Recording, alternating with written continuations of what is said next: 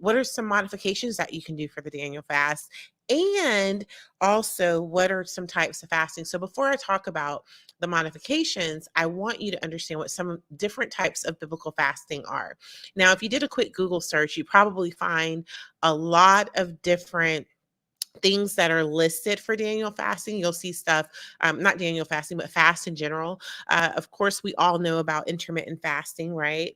And so we all know about, eating or not eating or drinking or not drinking for 12 hours, right? And then eating and drinking for 12 additional hours. Like that's the intermittent fasting, right? There's something different between intermittent fasting and when we're fasting for biblical and spiritual purposes. And so I want to be clear on this because since we are in this age where everybody wants to fast and everyone wants to be healthy and get healthy, oftentimes we confuse a fast with either dieting or intermittent fasting purposes. And so we don't want to do that. We want to understand that biblical fasting is completely separate than the fasting that we're doing for health purposes or even for our dietary purposes, right? So intermittent fasting and spiritual or biblical fasting, those are two totally different things. And it's very important to keep them separate. All right. So this is why when you fast, your intention and your heart is very important. So, what is on your heart? What are your intentions? And it's really great that when you begin to fast or when you're preparing yourself to start a fast, that you actually take the time to determine what it is that you are fasting for. And one of the ways that you can make this very plain and stick to it is to start a fasting journal, right? So, if we start a fasting journal, we can easily write in there, these are the things that I'm fasting for in this next 21 days. And when you put that in your fasting journal, then it helps you to stick to it. So as you're going through the fast, if you find moments of weakness or you find opportunities where you may want to give up or go start doing something else, you can actually go back to your journal and say, wait a minute, this is why I'm fasting. I don't want to miss out on this. I don't want to skip over this. So let me go back to the reason why I'm fasting. Let me not get off course. And so that's why it's really, really good to have a fasting journal when you're starting. All right. So what are the different types of fast that you could be doing? Well, you could be doing a normal fast, which is no food and water only. That's the basic fast. Think about when the doctor tells you to fast when you're preparing for an exam or some type of blood work. The doctor will say that you have to have fasting labs, right? A fasting lab means you can still take your medicine, you can drink your water, but you can't eat anything. And so those are the same types. That's just a normal fast. And so, of course, if your doctor told you to do it, you're doing it for doctoral purposes, medicinal purposes, right? Or medical purposes, but it is an actual type of fast that you could do in your fasting biblically. So if you decided that you're going to do water only, you can do that. Now, would I recommend that you do that for long periods of time? No. And I would also recommend that you seek your doctor and say, hey, is this something I can do? And how long should I do it? And it really just depends on your situation on whether or not that is something that you should do. Now, the other type of fast, this one I really don't recommend for very long periods of time, but it's the one that we all know about that Jesus did, which is what? He did an absolute fast, no food, no water for 40 days and 40 nights. Now, I'm not saying that you need to do that, but that is a biblical fast. That is one that you've seen represented. Now, you've also seen it represented by Esther. Esther did a fast for 3 days. Remember, before she went before the king, she fasted for 3 days. Her and all Mordecai and all of them, they all fasted together because it was so important on what she had to ask the king, and so they wanted to make sure that they were, in the right place, that they had gone before the Lord, and that the Lord prepared the heart of the king, right? So think about what that did in itself. Jesus fasted before he was about to go to the cross.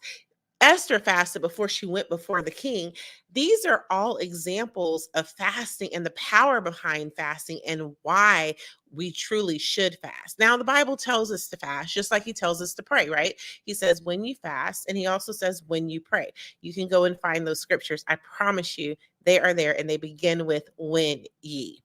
Okay, so that means that's not an option. It's not an if you or whenever you choose to, but it is when you do it, because it's assumed that it will be done. And so fasting is something that we are called to do as Christians. Now, I've told you about the normal fast and I've told you about the absolute fast. The final one, which is what we're going to be doing for the next 21 days, is a partial fast. Now, a partial fast can be done in so many different ways. And this is why I want to make sure that you understand how fasting works, because we get a little confused. And I know you can go online and you can find all these different things and you're not quite sure what to do, but you want to do it right and you want to do what God is calling you to do and you want to be in alignment biblically. And so this is why I want to make sure that you hear this so that you truly do understand what it is that God would have you to do and you can make the right choice. Now, the partial fast is going to be something similar to a Daniel fast. Why? Because a Daniel fast is where you are only eating fruit and vegetables. Well, a partial fast is just what it says. It is a fast where you are eliminating something. So you can eliminate certain kinds of foods. You could have only one meal. You could be fasting from 6 to 6, water only, and then have a meal. We've done all types of fasts in this ministry. So there are completely different ways of fasting. Now, but the one that we've chosen to do in this ministry over the next 21 days is the Daniel fast. And we are fasting fruit and vegetables only and water. That is what we'll be doing. What you can choose if you decide to come and tag along with us during this 21-day ride. I would love it if you would do the 21-day fast with us, coming into agreement with exactly what we're doing. But if it's something that you're not ready for, here are some modifications that you can make to the fast that would still have you in alignment and you can still be a part of this next 21 days. I want you to understand when we get so particular and we decide, oh, if I don't do this, and that, and I don't do it this way, then we are becoming legalistic and we don't want to get into that, right? We don't want to be so legalistic. God is not that type of God, right? He gives us all of these things so that we have choices. We can choose and then we make the choices that take us down the path that he would have for us, right? So whatever you choose to do, he honors the fact that you're even fasting to begin with. Remember that. And don't give up during this fast either. Remember that you have gone on a journey to do something that God has commanded you to do, he's expecting you to do, and it's going to change your life. I promise you, it will change your life. Fasting is not just something that we're just going through the motions. Fasting helps us to get into a place where we can hear from the Lord. Fasting helps us to be able to hear him more clearly and to shut out all the noise. It doesn't move God, but it moves us. And that is why we have to fast. We're not fasting so that God will do something any quicker. We're fasting so we can get in a place to do whatever it is that God is speaking to us, so we can hear it clearer, so that we can know what to do. We can know where to go. We can know how to speak, right? All right, so here's some modifications that you can do if you are unsure of how to truly fast, or maybe this is your first time and you're a little skeptical of doing the whole thing. You don't want to mess up. I understand, but God will still love you regardless. One of the things when I first started fasting a long time ago, and it was one of the churches that I did the corporate fast with, they said that we could do fruit and vegetables, but we also had baked chicken. What I noticed is if we did baked chicken or we had baked fish, and it was for one meal during that day. And so I adopted that throughout my first years of fasting. I still did the Daniel fast where it was fruit and vegetables, but I had a baked chicken or a baked fish at the end of the day with my meal. Now, I didn't go have fried chicken, I didn't go have fried fish, and I did not have both. Now, this was just something with me because I wanted to make a decision at the beginning of my fast that this is what I was doing. And so my fast would always consist of fruit and vegetables and chicken, baked chicken. Or the next time I did it, it might be fruit and vegetables and baked fish. But I always only chose one protein. I only had it one time a day. It was the only one protein that I stuck with for the entire fast. It was never fried, it was always baked. And that's what, and if I could go a day without having it, then I did. But I had that, I felt comfortable in my heart. This was a conversation me and God had, and I felt with that. Now, notice what I just said. This is a conversation that me and God had. Really, if you're trying to figure out a modification or how you should fast, the first thing you need to do is ask the Lord. He will tell you, he will give you direction, he will give you instruction, he will show you what the best thing for you is, like the best way that you should go about doing this so that uh, it is good for you. At the time of me starting fasting and doing it in the way that I did with the modifications, I had low blood sugar. I wasn't sure that I could make it through the day. And these are real things that I know people think about. And I was really active. I had so much going on. And I was like, oh my gosh, I'm going without food. I can't do that. Because we know that the word of God tells us to do it in private and then to go out as if you're not fasting. And so how can you do that when you're so hungry and you're feeling dizzy and all of this? And that's normal to feel like when you're first starting to fast, right? But if you can fast for dietary purposes, I think you can fast for godly purposes, right? So, but if you need to make those modifications, make them. Add the fish or add the chicken. What It's not going to make you any less than a fasting person, right? I just want you to get that in your head.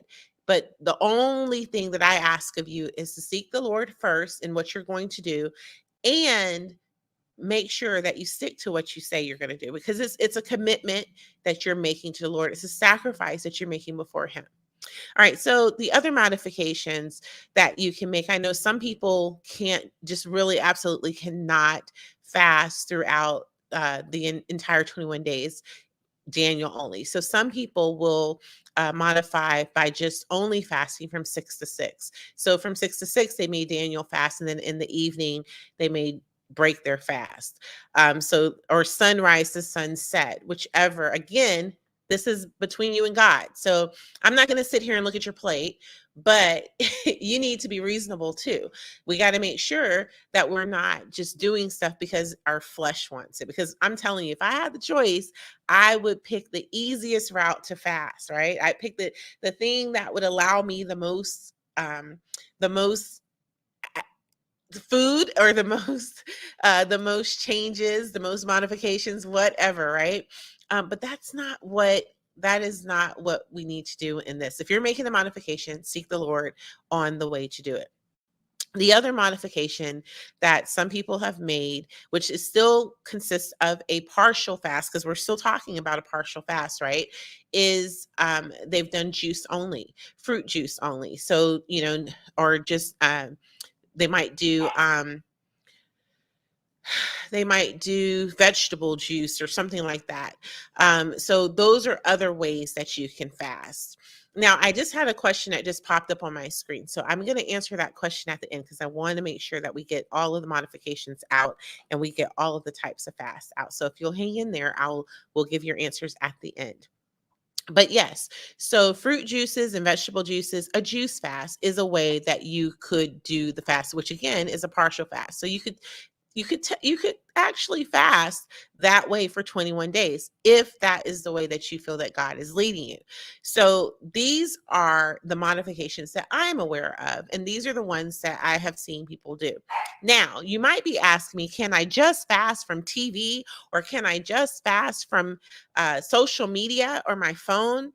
Um, you know, I think that when you fast from those things, let's be honest, in the Bible, they didn't have television, they didn't have social media, they didn't have cell phones. So, of course, the Bible does not talk about fasting from electronic devices. However, we do know that we spend a lot of time, with those things, right? And so the right thing to do when you're fasting is to limit your exposure to television and social media and all of those things that cause distractions and that might pull you away from your fast and your focus and time with God. So these are the things that I know come up from time to time, but this is how you modify your fast, and these are the types of fast. Now, if you have anything that you'd like to add, please leave me a comment below. Put me a comment, put some comments down so I can talk to you and I can answer them, and let you know what I think about what maybe you're doing. Maybe you have another modification that I didn't mention here today, and I'd love to hear about it. All right. So thank you